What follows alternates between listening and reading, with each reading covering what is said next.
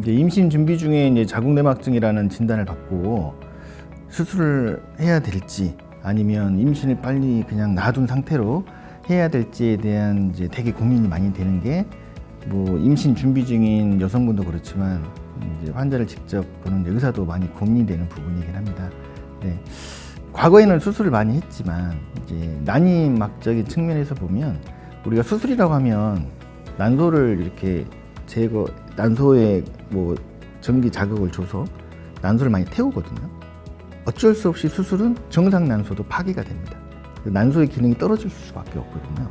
근데 뭐 젊은 여성들은 뭐 수술해도 뭐 금방금방 회복이 되겠지만 이제 뭐 35세 이상 되는 이제 고령 분들은 아무래도 그 나이 자체 때문에 그 난소 기능이 많이 떨어져 있는데 수술을 해버리면 그 난소 기능이 더 떨어지는 이제 그런 문제가 생깁니다.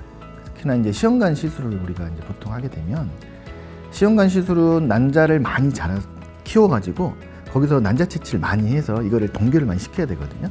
근데 자궁내막증 수술을 한 그쪽 난소에서는 난자가 잘 많이 자라지가 않아요.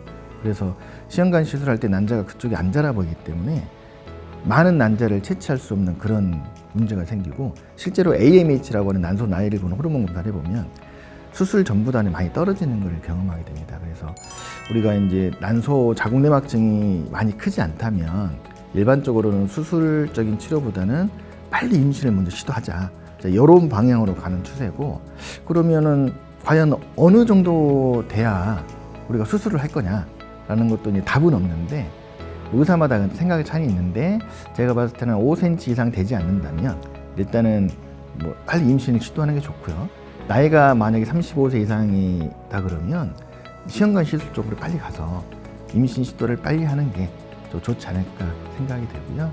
이제 만약에 이제 젊은 여성들이다. 이제 그럼 20대 같은 경우는 이제 수술을 하더라도 난소들이 이제 많이 회복을 잘 하기 때문에 또 임신 성공률도 높고요.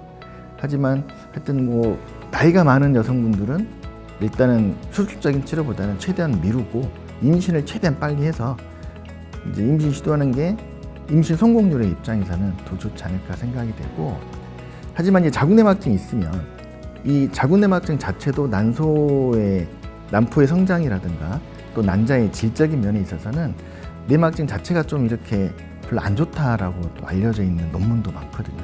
그래서 자궁내막증 있는 상태에서 계속 임신 시도했는데 별로 이렇게 성공이 잘 안 된다고 하면 내막증이 이제 한 5cm 이상 크고 하면 수술 후에 이제 이렇게 임신을 시도해 보는 것도 뭐 크게 틀린 방법은 아니거든요. 그래서 뭐 임신을 준비한 여성들은 절대 수술하면 안 돼. 뭐 이런 건 아니고 나이, 그다음에 임상 증상 이런 걸 보고 우리가 시험관 시술 같은 적극적인 임신 시도를 먼저 할 거냐 아니면 수술적인 치료를 할 거냐 고민을 해봐야 돼. 근데 뭐 수술 후에 임신이 잘 되는 여성분도 되게 많거든요. 그래서 혹 사이즈가 너무 크면 그때는 수술 후에 임신을 시도해도 좋지만 하지만 뭐 한 4cm 이내의 작은 자궁내막증이 있다.